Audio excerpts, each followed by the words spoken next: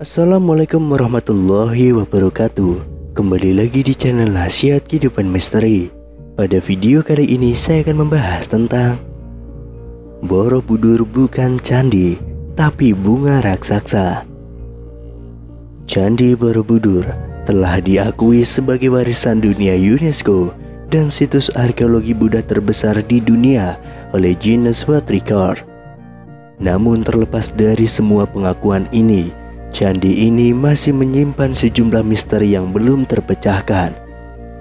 Candi Borobudur yang terletak di Kabupaten Magelang, Jawa Tengah ini selama berabad-abad terkubur di bawah gundukan tanah, menjadi serupa bukit penuh dengan semak belukar dan ditumbuhi pohon akibat letusan Gunung Merapi. Lantas pada tahun 1814, atas peran Gubernur Jenderal Britania Raya Thomas Stamford Raffles, candi ini mulai menjadi perhatian pemerintah kolonial. Raffles jugalah yang pertama kali menuliskan nama Borobudur dalam bukunya History of Java. Borobudur memang masih banyak menyimpan misteri, seperti bagaimana cara membangunnya, dari mana asal batu tersebut, lalu bila batunya berasal dari Gunung Merapi, bagaimana cara membawanya, mengangkatnya, dan juga menyusunnya. Letak Candi Borobudur yang tidak biasa berada di atas bukit, dikelilingi dua pasang gunung kembar, Sindoro Sumbing dan Merbabu Merapi. Padahal candi lain dibangun di tanah yang datar juga menjadi teka-teki yang belum terjawab. Pada tahun 1931, seniman dan pakar arsitektur Hindu-Buddha W.O.J. Newenkam mengajukan sebuah teori bahwa dataran Kedu atau lokasi Borobudur berdasarkan legenda Jawa dahulunya adalah sebuah danau purba. Borobudur dibangun melambangkan bunga teratai yang mengapung di atas permukaan danau.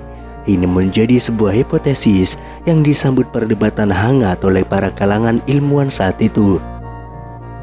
Dalam bukunya Feat Borobudur Mir atau Danau Borobudur, Newenkam beranggapan desain arsitektur Candi Borobudur pada dasarnya merupakan representasi dari bentuk bunga Padma atau lotus, simbol kesucian dalam Buddhisme.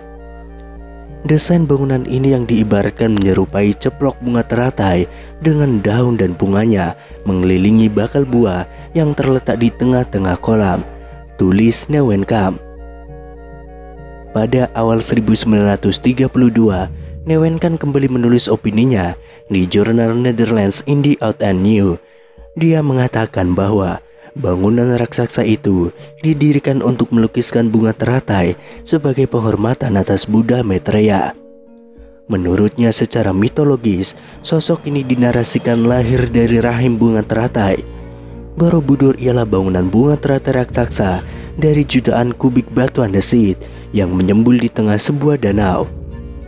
Pada tahun 1937, dirinya kembali melakukan penelitian lanjutan dengan mempelajari topografi daerah di sekitar Candi Borobudur.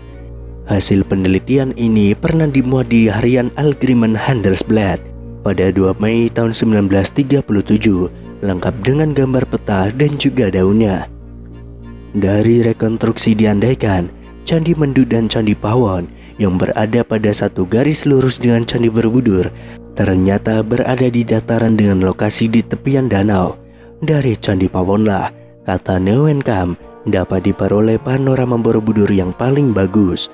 Sementara itu, untuk membuktikan hipotesisnya, Newenkam menunjukkan beberapa nama desa di sekitar Candi Borobudur yang berhubungan erat dengan danau dan air, seperti Tanjung Sari, Bumi Segoro, Seberang Rowo, atau Segaran. Tetapi mendengar hipotesis itu, Theodor van Erp, orang Belanda yang juga berjasa memimpin pemugaran Candi Borobudur, langsung menyanggahnya. Dirinya tentu memahami benar segi-segi teknis bangunan Candi Borobudur ini. Dalam catatan van Erp, Candi Borobudur dibangun dari 2 juta kubik batu andesit, terdiri dari 1460 panel bergambar dan 1212 panel dekoratif, dan juga 504 patung Buddha 3 dimensi plus 1 stupa besar dengan diameter 52 kaki. Berdasarkan pengetahuan dan argumentasi dari segi teknis bangunan itulah, Van Earp mengkritik fantasi Neuwenkamp yang disebutnya ngawur. Pasalnya hipotesis ini tidak didasarkan prasasti yang menyebutkan adanya lingkungan danau di sekitaran candi. Walau demikian, sejak Neuwenkamp mengemukakan hipotesisnya ini, dirinya berhasil merangsang ilmuwan lain agar membuktikan hal ini. Beragam ilmuwan hingga tokoh nasional pun mulai mencari pembuktian akan hipotesis ini. Pada tahun 1964, ketika pemerintah Indonesia merencanakan pembangunan Tugu Nasional, hipotesis ini kembali mencuat. Presiden Soekarno menyarankan replika Candi Borobudur ditempatkan pada landscape danau supaya tampak lebih indah. Merespon ide tersebut, dikerahkan tim geologi Bandung untuk melakukan penelitian lapangan di daerah Candi Borobudur. Hasilnya ditemukan adanya sisa-sisa endapan lapisan tanah yang memberi kesan bahwa sebagian wilayah itu dulunya pernah digenangi air. Namun keraguan muncul kembali setelah peneliti berkebangsaan India yakni Thani Kaimoni melakukan riset di kawasan Borobudur pada tahun 1983. Disebutkan dalam penelitiannya, dengan pendekatan palinologi, ternyata gagal menemukan serbuk sari tanaman air. Dalam bukunya Palynological Investigation on the Borobudur Monument, dirinya menyimpulkan bahwa tidak ditemukan sedikit pun polen sebagai indikasi adanya tumbuhan rawa-rawa atau tanaman air. Maka berarti bisa disimpulkan bahwa tidak ada lingkungan danau di kawasan sekitar Candi Borobudur, kata Thani Kaimoni. Tetapi pada tahun 1986, wacana danau di sekitar Candi Borobudur kembali mengemuka setelah adanya riset dari J.J. Nosin dan Cesar Vote. Mereka menggunakan analisis geoformologi berdasarkan interpretasi foto udara plus observasi lapangan.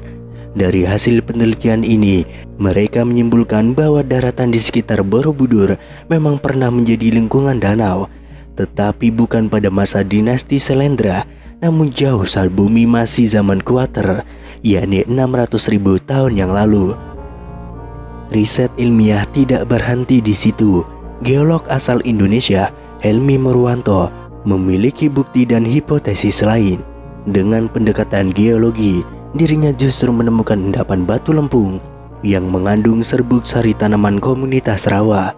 Sedangkan berdasarkan penelitian radiokarbon C14 dengan mengambil berbagai sampel dari area seluas 10x8 km di sekitar Candi Borobudur, dia sampai pada kesimpulan bahwa lempung itu mengandung serbuk sari tanaman air. Dari sinilah dirinya menyimpulkan terbentuknya lingkungan danau sudah terjadi mulai kala Pleistosen atas dan berakhir jauh setelah Candi Borobudur itu dibangun, yakni pada kisaran akhir abad ke-13.